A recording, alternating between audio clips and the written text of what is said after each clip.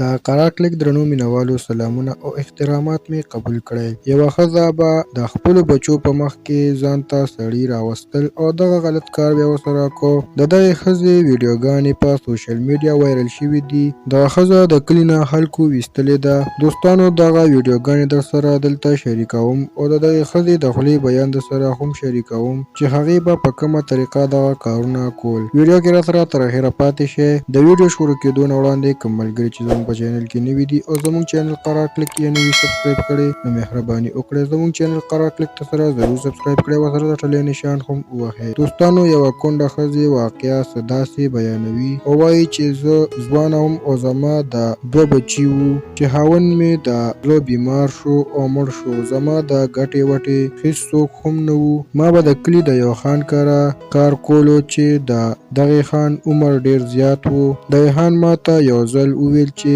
ته د ماښامه پورې ایساره شه، زما تا سره کار دی، تا له زه زکات درکوم. کله چې د حجرې نه ټول خلک لاړل نو دغه خان زه راوغوښتلم او ما ته یې په لاس کې 10,000 روپۍ کېښودې او راته وویل چې د 2 منټو دپاره ما سره کمرې کې ایساره شه.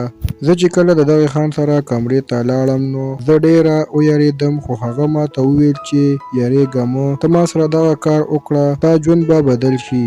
ما چې دغه کار وکړو او د خپلو بچو دپاره مې د دغه خان نه پیسې واغشتې او کور ته رالم نو زما چې ډېر ضرورت پې پوره شو. ما دغه کار ناخوند واغشتو او 2-3 ورځې دغه خان ما سره دغه کار وکړو. هغه به نور ملګري هم راوستل، ما باندې به یې شراب وڅښل او بیا به یې راسره دغه کار وکړو. د دغې نه بعد زه دغه خان پرېښودم. بیا ما په کلي کې خلکان کتل او ځان نه به مې راوستل. 500 او 1000 روپۍ به مې ترېنه اخیستلې او دغه کار به مې ورسره کولو. هلکانو بیا ما نه د نشې په حالت کې ویډیو جوړه کړې وه چې هغه اوس په سوشل میډیا وایرل شوه. د هغې نه پس زه د کلي خلکو په دیکو د کلي نه وویستم او زما هیڅ عزت پاتې نه شو. دوستانو دغه ښځې ته پیغام ورکړی دی او ویلي دي چې د پیسو دپاره خپل عزت مه خرابوئ، رزق الله تعالی ورکوي، ګینې داسې به بې عزته شئ څنګه چې زه بې عزته شوم. دې واقعه کې ډېر غټ سبق پروت دی. امید لرم چې